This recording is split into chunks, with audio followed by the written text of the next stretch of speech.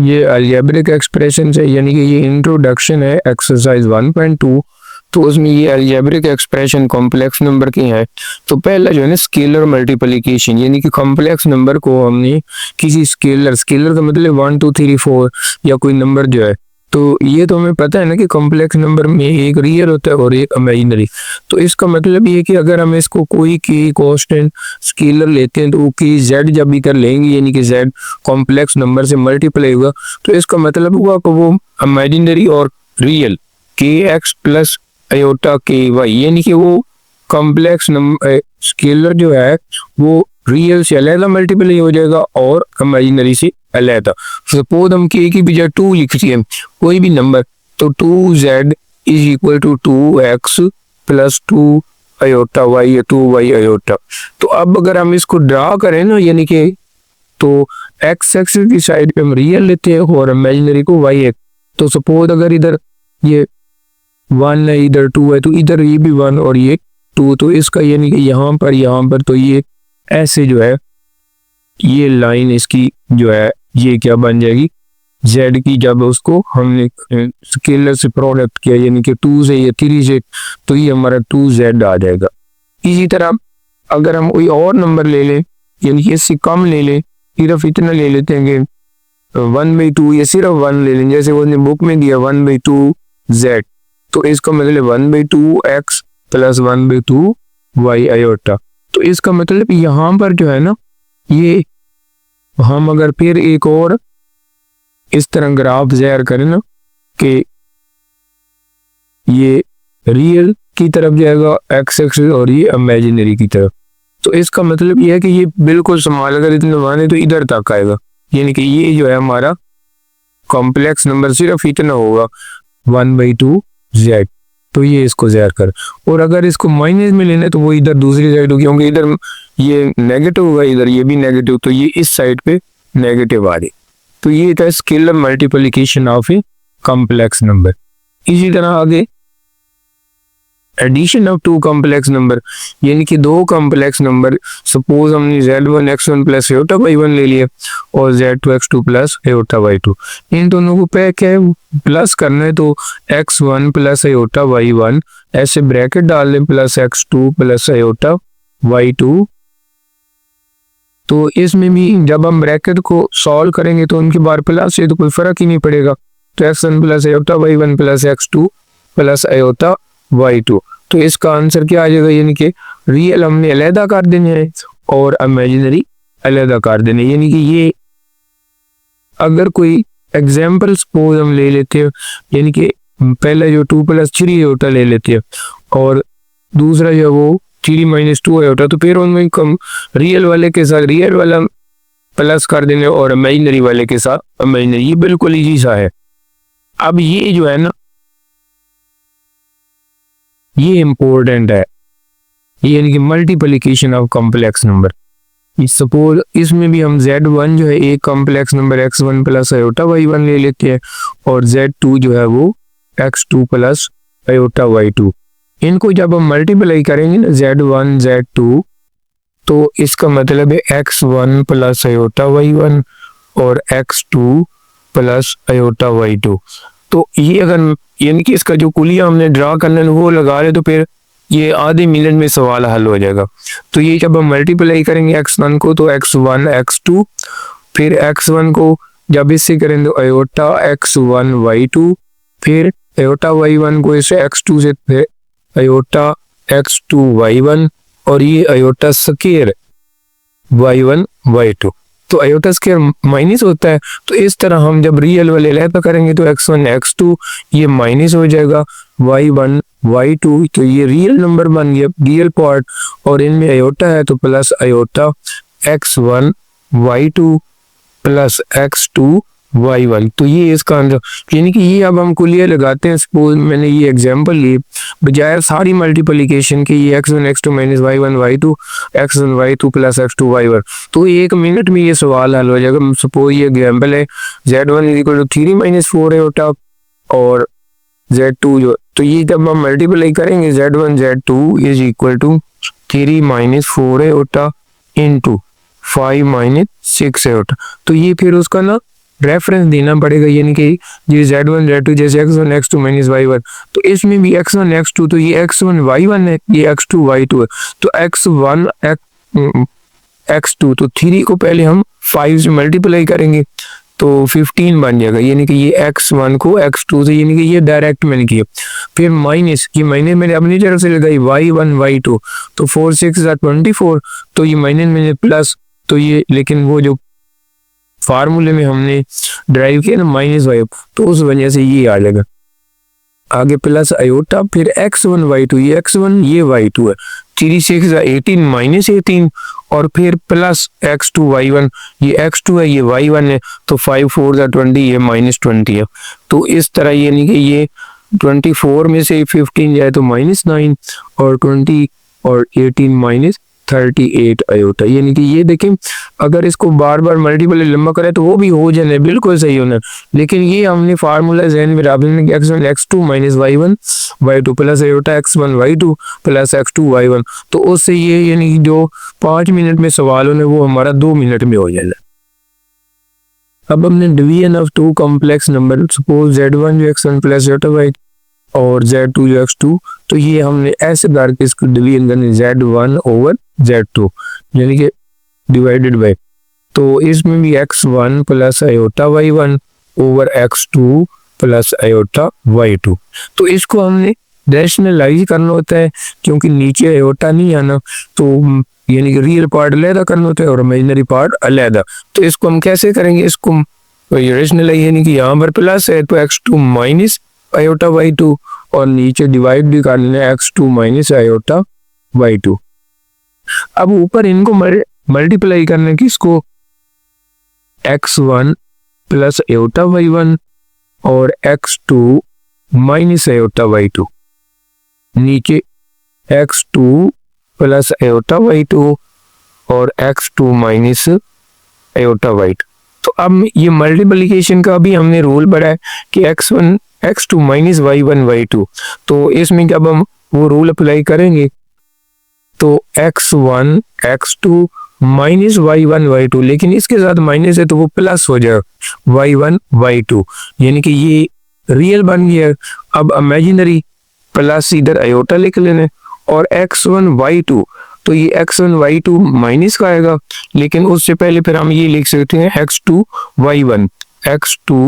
y1 minus x1 y2, तो ये हमारा इस तरह मैंने नीचे इनमें एक में प्लस एक में माइनस, तो ये x2 का स्क्वायर माइनस y2 का स्क्वायर, लेकिन ये आयोटा है तो आयोटा का स्क्वायर भी हो जाएगा, आयोटा स्क्वायर माइनस होता है, तो इसका फिर हम ये बना लेंगे x1 x2 plus y1 y2 over x2 का स्क्वायर, माइनस की बजाय प्लस हो जाएगा y2 का स्क्वायर, ये यानी कि रियल वाला पार्ट आ जाएगा, और plus iota x2 y1 minus x1 y2, और नीचे जो है ये x2 का स्क्वायर प्लस y2 का स्क्वायर, तो ये हमारा यानी कि आंसर आ जाएगा। सिर्फ हमने ये याद रखना, ये जब मल्टीप्लिकेशन करनी है ना, तो दो कॉम्प्लेक्स नंबर का मल्टीप्लाई कैसे होता है, x1 x2 minus y1 y2, लेकिन ये माइनस ये इस वजह से वो प्लस हो गया। दूसरा x1 y2 होना था, वो बाद में मैंने लिख दिया क्योंकि इसके साथ माइनस है, और ये x2 y1, तो इस वजह से ये, लेकिन वो फार्मूला हमने वही याद रखना है कि x1 y2 minus x2 y1, तो उससे ये बिल्कुल इजी, यानी कि 1 मिनट में हो जाएगा। अब इसी से हम अगर हम इसी को फार्मूला बना लें, जैसे ये डिवीजन की है, तो फिर इस तरह के क्वेश्चन जो है वो बहुत जल्दी सॉल्व हो जाएगा। जैसे 3, ये मसलन एग्जाम्पल है z1 ओवर z2, यानी 3 प्लस 4 8 और 5 माइनस 7 8, तो इसको भी हम उसी तरह पहले शुरू में ही रैशनलाइज कर देते हैं, 5 प्लस 7 आयोटा और 5 प्लस 7 आयोटा से मल्टीप्लाई एंड डिवाइड। अब 3 प्लस 4 आयोटा और 5 प्लस 7 आयोटा, इन्होंने मल्टीप्लाई होने, और नीचे 5 माइनस 7 आयोटा और 5 प्लस 7 आयोटा। अब मैंने बताया था ये x1 y1 है, ये x2 y2, तो इसकी मल्टीप्लिकेशन कैसे होती है कि ये x1 x2 यानी 5 3 15 हो जाएगा, माइनस y1 y2 तो 4 7 4 28, तो ये तो रियल पार्ट हो गया। प्लस अब जो है x1 y2 यानी कि 3 को 7 से 21, x1 y2 plus x2 y1 यानी कि 4 को 5 से, तो प्लस 4 5 20 और ये अयोटा यानी कि x1 x2 minus y1 y2 फिर x1 y2 और x2 y1 और नीचे ये 5 का स्केल माइनस 7 अयोटा का स्केल हो जाएगा, तो वो प्लस हो जाना 15 में से 28 जाए तो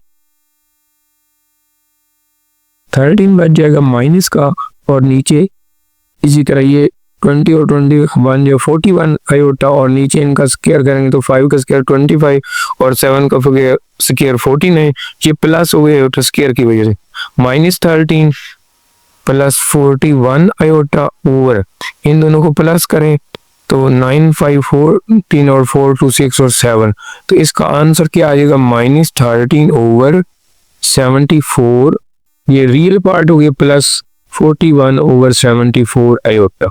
तो यही हमने यानी कि रियल और इमेजिनरी अलग-अलग कर दिए। ये क्लोजर प्रॉपर्टी है कॉम्प्लेक्स नंबर की।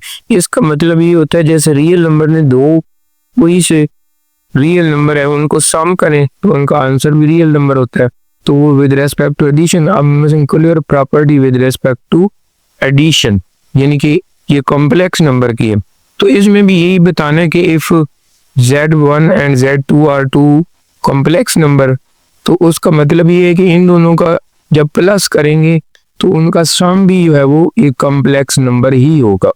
तो जैसे ये देखो Z1 प्लस Z2, सपोज हम ये ले लेते, Z1 जो है सपोज 2 + 3 होता है और ये जो है 3 + 4 होता है, तो इसको जब हम प्लस करेंगे तो 2 + 3 5 हो जाएगा, 3 + 4 7 अयोटा, तो ये भी एक कॉम्प्लेक्स नंबर है। ये वैसे अगर हम ऐसे लिख ले Z1 + Z2 is equal to journal जैसे x1 + iota y1 plus x2 + iota y2, ये अगर Z2 है तो जब इनको हम सम करेंगे तो x1 + x2 plus iota y1 + y2 यानी कि अयोटा वाले अलग हो जाएंगे, तो ये रियल पार्ट अलग हो जाएगा माइनरी, तो ये भी एक कॉमन, तो इसका मतलब है Z1 + Z2 also belong to Z यानी कि वो भी Z का मतलब कॉम्प्लेक्स नंबर है। तो इसी तरह मल्टीप्लिकेशन में भी जो है product of two complex number is also a complex number, यानी कि अब मैं क्लोजर प्रॉपर्टी ये भी complex number closure property with respect to multiplication, ये मल्टीप्लिकेशन का मैंने साइन डाल लिया। इसमें उसी तरह let Z1 is equal to x1 + iota y1 और Z2 is equal to x2 + iota y2, इन दोनों को जब हम मल्टीप्लाई करें Z1 Z2 तो अभी हमने ये किए थे, तो उनका आंसर भी हमने बार बार यूज किया x1 + iota y1 x2 + iota y2, तो इसका आंसर क्या आया था x1 x2 minus y1 y2 यानी कि ये रियल पार्ट हो गया था plus iota x1 y2 plus x2 y1, तो ये यानी कि रियल पार्ट, ये इमेजिनरी पार्ट। ये रियल पार्ट का मतलब है कोई x डैश कह सकते हैं प्लस अयोटा y डैश, ये भी एक कॉम्प्लेक्स नंबर है is equal to z dash, यानी कि जब दो कॉम्प्लेक्स नंबर को मल्टीप्लाई किया तो उसका आंसर भी एक कॉम्प्लेक्स नंबर है, तो इसको हम कहते हैं closure property with respect to multiply. Commutative property with respect to addition in complex number, तो उसमें भी ये कि let Z1 and Z2 are two complex number, तो उसका मतलब ही है कि Z1 जो है कोई x1 + अयोटा y1 है और Z2 ये वो x2 + अयोटा y2, इनको दोनों को प्लस करें तो Z1 + Z2 उसका आंसर और Z2 + Z1 का आंसर वो दोनों साइड एक सेम होगी। तो मसलन इसका मैं कोई एग्जांपल लेता हूँ, 2 + 3 अयोटा, सपोज ये है Z1 और ये है 3 - 2 अयोटा, तो इसका मतलब ये है कि 3 - 2 अयोटा इधर पहले लिखेंगे और इधर 2 + 3 अयोटा बाद में लिखेंगे, यानी कि ये अब इन दोनों को जब हम ऐड करेंगे तो रियल के साथ ये 2 + 3 5 हो जाएगा, 3 - 2 + 1 आयोटा। इसी तरह इधर जब लिखेंगे 3 + 2 5 हो जाएगा, -2 + 3 + आयोटा। तो left hand side right hand, तो इसी को हम कहते हैं कॉम्यूटेटिव, यानी कि x1 + आयोटा y1 लिख ले या x2 + आयोटा y, तो आंसर सेम आएगा। तो ये commutative property with respect to addition. Commutative property with respect to multiplication, तो ये भी बिल्कुल सेम है रियल नंबर की तरह, यानी कि उनको चेंज कर सकते हैं। 2 × 3 = 3 × 2, तो इसमें भी suppose z1 = x + iota y1 और z2 = x2 + आयोटा y2। तो इसमें तो सिर्फ उन्होंने ये कहा कि z1 z2 = z2 z1, यानी कि चेंज है तो इक्वल। तो मैंने ये दोनों नंबर लिखे हैं, तो इनको अब हम मल्टीप्लाई करके देखते हैं तो उनका आंसर भी सेम है। सपोज x1 + आयोटा y1, इसका x2 + iota y2 = x2 + iota y2 और x1 + आयोटा y1। अब मल्टीप्लाई में क्या होता है, x1 x2, तो ये x1 x2 ले लियो -y1 y2, क्योंकि ये पहले हमने मल्टीप्लाई किया है तो उसमें ये आंसर आता है x1 x2 - y1 y2 plus iota x1 y2, यानी कि ये पहले वाला और आखिर वाला x1 y2 plus x2 y1। तो ये इसका आंसर लेफ्ट हैंड साइड। अब राइट हैंड साइड को अगर हम करें तो ये सिर्फ ये है कि x2 x1, तो ये रियल नंबर है तो इनको हम x1 x2 भी लिख सकते हैं, यानी कि ये आएगा तो x2 x1 ही, लेकिन चूंकि रियल नंबर में कम्यूटेटिव प्रॉपर्टी एग्जिस्ट करती है इसलिए मैंने इसको x1 x2 लिख लिया। माइनस आगे y2 y1, उसकी बजाय भी मैंने y1 y2 क्यों लिखा है, क्योंकि वो रियल नंबर है तो रियल नंबर का कम्यूटेटिव प्रॉपर्टी एग्जिस्ट करती है। प्लस आयोटा x2, यानी कि ये जो है x1 y2, तो इसके मतलब ये था कि x2 के साथ हमने किसको मिलाना है, इसको x2 y1 और फिर जो है y2 x1। तो ये भी वही है, सिर्फ चूंकि वो प्लस है तो प्लस में हम इसको चेंज कर सकते हैं। तो x1 x2 minus y1 y2 into plus iota ये x1 y2 पहले लिख लेते हैं, और चूंकि ये अब रियल नंबर बन गए अंदर तो रियल नंबर में आगे पीछे हम कर सकते हैं, यानी कि कम्यूटेटिव प्रॉपर्टी एग्जिस्ट करती है इसलिए x1 y2 plus x2 y1। तो इस तरह यानी कि लेफ्ट हैंड साइड और राइट हैंड साइड जो है वो इक्वल आएगा आंसर। तो इसका मतलब है commutative property in complex number also exist because of, यानी कि वो जो रियल नंबर है उनमें एग्जिस्ट करती है, उन्हीं की प्रॉपर्टी फिर इनमें भी यूज किए तो फिर वो दोनों सेम हो गए।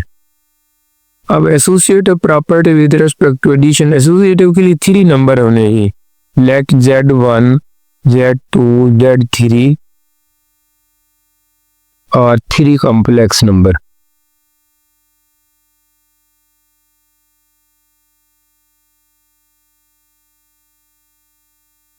तो इसका मतलब ये होगा कि z1 plus z2 plus z3 = z1 plus z2 plus z3। सिर्फ क्या चेंज करने, यानी कि पहले अगर इन फर्स्ट 2 को यानी कि सॉल्व करने तो इधर में लास्ट 2 को सॉल्व करना है, लेकिन इन दोनों को सॉल्व करके इसके साथ प्लस करें, इधर इन दोनों को सॉल्व करके इसके साथ, तो दोनों का आंसर सेम आएगा। तो और कोई हम एग्जाम्पल लिख सकते हैं, यानी कि z1 जो है 2 + 3 होता है और z2 जो है वो 3 + 4 होता है, यानी कि इनको पहले हम प्लस कर लेते हैं, प्लस इसका कोई और लेते हैं 5 + 6 होता। इसी तरह ये z1 2 + 3 होता, ये बाहर आ जाएगा और आगे z2 3 + 4 होता प्लस 5 + 6 होता। तो अब इन दोनों को हमने इनको पहले सॉल्व करने बाद में इसको इनमें इसको पहले सॉल्व करने बाद, लेकिन दोनों साइड के आंसर सेम आएगा। तो इसका मतलब associative property in complex number also exist. तो ये लेकिन इनमें रियल के साथ रियल 2 + 3 5 हो जाएगा, 3 + 4 7 होता हो जाएगा। इसी तरह ये +5 + 6 होता, इस तरह 2 + 3 होता इस साइड के, प्लस इनको प्लस क्या रियल के साथ 3 + 5 8 हुई है और 4 + 6 10 होता हो जाएगा। अब ये 2 नंबर रह गए कॉम्प्लेक्स, तो इनको अब रियल के साथ 5 + 5 10 7 + 6 13 होता। इसी तरह 2 + 8 10 होता, 3 + 10 सॉरी 2 + 8 10 रियल और 3 + 10 13 आयोटा। तो ये left hand side right hand side की इक्वल होगी। तो इसका मतलब है कॉम्प्लेक्स मे बी associative property with respect to addition exist, यानी कि एसोसिएटिव प्रॉपर्टी भी एग्जिस्ट करती है with respect to addition. Associative property with respect to multiplication हमने कॉम्प्लेक्स नंबर के लिए लेनी है, तो उसमें भी एग्जिस्ट करती है। मसलन late Z1 Z2 Z3 are 3 complex number. तो इसका मतलब ये है कि इनमें भी ये प्रॉपर्टी एग्जिस्ट करती है, यानी कि Z1 Z2 into Z3 is equal to Z1 Z2 Z3। अगर यानी कि ये x1 Z1 को x1 y एटा y1 और x2 plus iota y2 x3 plus iota y3 उस तरह ले ले फिर भी, लेकिन एक कॉमन एग्जांपल में लेके आपको प्रूव करके दिखाता हूँ। मसलन Z1 जो है, सपोज ये कोई हम कॉम्प्लेक्स नंबर 2 प्लस आयोटा ले लेते हैं, Z2 जो है वो 3 + 2 आयोटा ले लेते हैं, और Z3 जो है वो 4 + 5 आयोटा, इस तरह यानी कि। तो अब इसकी लेफ्ट हैंड साइड पहले मैं प्रूव करता हूँ कैसे, Z1 Z2 इंटू Z3। ये एक कॉमन एग्जांपल दे रहा हूँ, यानी कि अब ये Z1 Z2 को पहले मल्टीप्लाई करना, फिर जो आंसर आएगा उसको Z3 से। तो Z1 मैंने लिखा 2 + आयोटा और Z2 लिखा 3 + 2 आयोटा। अब इंटू Z3 वो है 4 + 5 आयोटा। अब पहले इनको मल्टीप्लाई करना है, तो ये x1 x2 होता है, 2 3 6, फिर माइनस y1 y2 तो -2 आ जाएगा। इसी तरह फिर x1 y2, ये यानी कि जो आयोटा वाली ये तो कम रियल नंबर आ गए ना, आगे 2 को 2 से 2 2 या 4 हो जाएगा, और 3 1 जा 3, और ये इमेजिनरी इसका पार्ट है, यानी कि इसमें x1 x2 minus y1 y2 फिर x1 y2 plus x2 y1। अब 4 + 5 आयोटा। अब 6 - 2 4 बच गया, 4 + 3 7 आयोटा, ये भी कॉम्प्लेक्स नंबर बन गए, तो 4 + 5 आयोटा। अब इनको भी उसी तरह मल्टीप्लाई करना है, यानी कि x1 x2 4 4 16 हो जाएगा, फिर -7 5 35 हो जाएगा, यानी कि ये इसका रियल पार्ट हो गया, plus imaginary x1 y2 4 5 20 plus 7 4 28, और ये आयोटा। इनको अब जब हम माइनस करेंगे तो ये -19 बच जाएगा, और ये प्लस 48 आयोटा। तो ये इसकी लेफ्ट हैंड साइड बन गई। अब हम राइट हैंड साइड भी इसी तरह प्रूव कर लेते हैं, यानी कि Z1 Z2 Z3। तो Z1 की वैल्यू मैंने 2 + आयोटा ली है, Z2 की वैल्यू 3 + 2 आयोटा ली है, और Z3 की 4 + 5 आयोटा। तो अब इन दोनों को पहले मल्टीप्लाई करते हैं, 2 + आयोटा इंटू 3 4 12 हो जाएगा, फिर -2 5 10, ये इसका रियल पार्ट। इमेजिनरी 3 को 5 से, यानी कि x1 y2 3 5 15 और 2 4 8, और ये आयोटा। अब 2 + आयोटा, तो 12 में से 10 गए, तो 2 और 15 + 8 17 आयोटा, यानी कि ये अब दो कॉम्प्लेक्स नंबर जो है उनका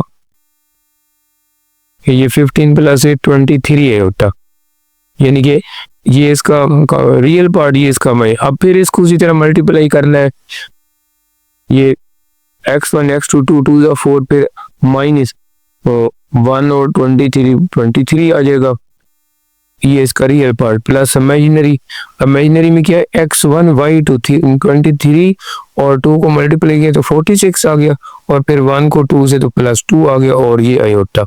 इन दोनों को माइनस करें तो -19 + 48 आयोटा। तो ये नंबर 2 जो है, फर्स्ट का भी यही आंसर आया था, -19 + 48 आयोटा, और राइट हैंड साइड का भी -19। तो इससे हमारा ये प्रूव हो गया।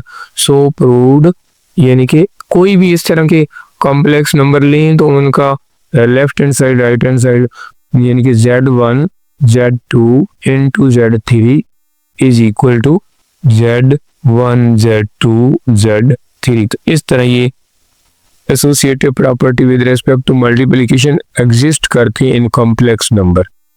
अब additive identity in complex number, तो जैसे रियल नंबर में एडिटिव आइडेंटिटी जीरो होती है, यानी कि जीरो को प्लस करें किसी भी रियल नंबर में उसमें कोई फर्क नहीं पड़ेगा। तो इसमें एडिटिव आइडेंटिटी इन कॉम्प्लेक्स, तो जीरो जो है ना इज एडिटिव आइडेंटिटी, लेकिन इसको हम ऐसे भी लिख सकते हैं क्योंकि उसमें एक रियल पार्ट होता है, तो zero is equal to zero plus zero होता, इससे भी फर्क तो नहीं पड़ेगा, लेकिन ये इसका रियल पार्ट बन जाएगा और ये इसका इमेजिनरी। तो इस लिहाज से ये जो जीरो प्लस जीरो आयोटा जो है इसको हम कहते हैं zero plus zero iota is called additive identity. किसमें? Within complex number. क्यों कि इसमें कोई भी हम कॉम्प्लेक्स नंबर यानी कि z प्लस जीरो और is equal to zero plus z is equal to zero, यानी कि उससे कोई जीरो का मतलब ये है कि ये उसकी एडिटिव आइडेंटिटी जो इसको जीरो प्लस जीरो आयोटा के इक्वल लिखनी है, तो ये इसकी एडिटिव आइडेंटिटी बन जाएगी। मल्टीप्लिकेटिव आइडेंटिटी जैसे रियल नंबर में 1 होती है, 1 से मल्टीप्लाई करें तो उस नंबर को कोई फर्क नहीं पड़ता, तो इसमें भी 1 ही मल्टीप्लिकेटिव आइडेंटिटी है।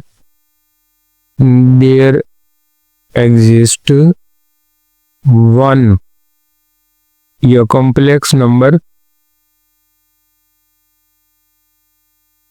1, यानी कि वो 1 किसकी इक्वल है? 1 is equal to 1 plus zero है होता, यानी कि इनमें जीरो तो प्लस कर भी ले तो कोई फर्क नहीं पड़ेगा, लेकिन ये जो है फिर इसका रियल पार्ट हो जाएगा और ये नहीं मल्टीप्लाई तो सिर्फ 1 नहीं होने, तो 1 किसी चीज से भी मल्टीप्लाई तो उसको फर्क नहीं पड़ता। इस वजह से ये जो 1 is equal to 1 plus zero होता ये मल्टीप्लिकेटिव आइडेंटिटी है, क्योंकि z cross 1 is equal to 1 cross z is equal to z, यानी कि 1 का मतलब 1 प्लस जीरो होता, तो सिर्फ 1 ही मल्टीप्लाई प्लस वाली रकम जीरो तो जीरो हो जाएगी, लेकिन बाकी रकम वही रहेगी। तो इस वजह से ये 1 plus zero iota is called multiplicative identity in complex number.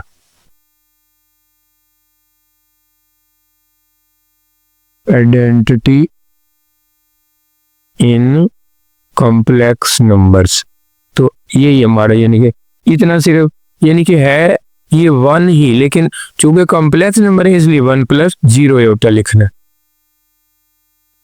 Additive inverse ये इस तरह होता है कि अगर दो कॉम्प्लेक्स नंबर को ऐड करें तो आंसर उसका एडिटिव आइडेंटिटी है। एडिटिव आइडेंटिटी इसमें जीरो प्लस जीरो आयोटा ये सिर्फ जीरो, तो इसका मतलब ये है कि if z is a complex number, यानी कि अगर z जो है वो कॉम्प्लेक्स नंबर है जिसमें एक पार्ट उसका रियल है दूसरा इमेजिनरी है, तो हम फिर उसका एडिटिंग देन माइनस z जो होगा वो उसका इज एडिटिव इनवर्स। वो क्यों होगा? क्योंकि इन दोनों को हम प्लस करेंगे तो उसका आंसर क्या आ जाएगा? एडिटिव आइडेंटिटी यानी कि जीरो। तो z plus minus z is equal to minus z plus z, यानी कि इन दोनों को प्लस करें तो आंसर क्या आता है? जीरो। जीरो यानी कि एडिटिव आइडेंटिटी है। एडिटिव इनवर्स उस वक्त होते हैं जब उनको प्लस करे ऐड करे और आंसर एडिटिव आइडेंटिटी है। तो इसका मतलब ये है कि z का एडिटिव इनवर्स माइनस z है और माइनस z का एडिटिव इनवर्स z है। Then z and minus z are called additive inverse of each other, यानी कि बुक वाले में सिर्फ इतना है कि z का एडिटिव इनवर्स माइनस z है, हालांकि माइनस z का इनवर्स z प्लस है, यानी कि दोनों को ऐड करना है आंसर जीरो है, तो वो दोनों एक दूसरे के एडिटिव इनवर्स हो गए। मल्टीप्लिकेटिव इनवर्स इन कॉम्प्लेक्स नंबर, तो मल्टीप्लिकेटिव इनवर्स के लिए हमें चाहिए कि पहले मल्टीप्लिकेटिव आइडेंटिटी, मल्टीप्लिकेटिव आइडेंटिटी होती है 1 या 1 प्लस जीरो आयोटा। तो यानी कि अगर दो नंबर ऐसे लें कि उनको मल्टीप्लाई करें उनका आंसर 1 आ जाए तो वो दोनों एक दूसरे के मल्टीप्लिकेटिव इनवर्स होंगे। सपोज ये let z is a complex number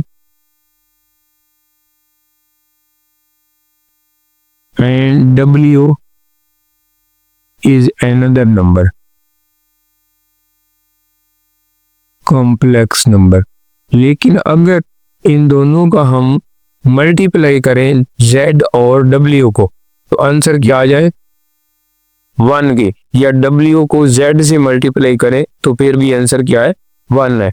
यानी कि दोनों को मल्टीप्लाई यानी कि ZW यानी कि ऐसे भी लिख सकते हैं ZW is equal to WZ is equal to 1। तो ये फिर Z और W दोनों एक दूसरे के, देन W एंड Z, ये Z and W are at multiplicative inverse of each other. बस ये बात याद रखनी है कि मल्टीप्लिकेटिव इनवर्स के लिए हमें यानी कि उसकी मल्टीप्लिकेटिव आइडेंटिटी आंसर आना चाहिए। दो कॉम्प्लेक्स नंबर को अगर मल्टीप्लाई कर तो फिर वो एक दूसरे के मल्टीप्लिकेटिव इनवर्स होंगे।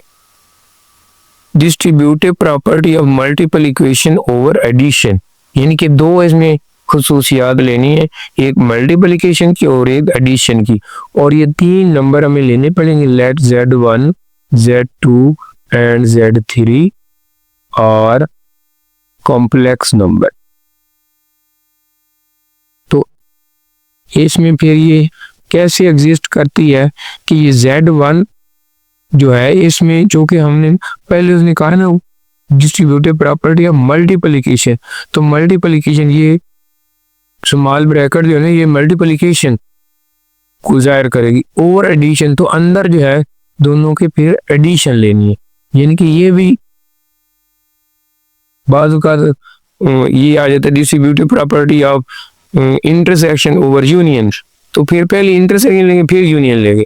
इसमें उसने पहले मल्टीप्लिकेशन करके ये पहले मल्टीप्लिकेशन फिर ओवर एडिशन, बस ये इसमें याद रखना है डिस्ट्रीब्यूटिव प्रॉपर्टी में, यानी कि पहले मल्टीप्लिकेशन है तो मल्टीप्लिकेशन, फिर एडिशन है तो फिर एडिशन। तो अब दूसरी साइड पे क्या होगा कि ये Z1 जो है पहले इससे मल्टीप्लाई होगा, क्या हो जाएगा Z1 Z2 के, यानी कि ये दोनों मल्टीप्लाई हैं, प्लस Z1 और Z3 के। और इसी तरह इसको ऐसे भी लिख सकते हैं कि Z1 प्लस Z2 यानी कि इंटू Z3। ये असल में लेफ्ट डिस्ट्रीब्यूटिव प्रॉपर्टी है, राइट डिस्ट्रीब्यूटिव, यानी कि Z1 लेफ्ट पे है तो लेफ्ट, राइट पे है तो राइट। तो इसको भी लिख सकते हैं Z1 Z3 plus Z2 Z3, ये भी यानी कि एग्जिस्ट करती है। बस ये याद रखना, पहले मल्टीप्लिकेशन तो मल्टीप्लिकेशन है अंदर डी है ये, लेकिन ये मल्टीप्लिकेशन का मतलब पहले लेफ्ट पे फिर राइट पे भी ले सकते हैं, लेकिन ये लेफ्ट डिस्ट्रीब्यूटिव प्रॉपर्टी हो जाएगी, ये राइट। उन्होंने बार सिर्फ डिस्ट्रीब्यूटिव प्रॉपर्टी कहा है।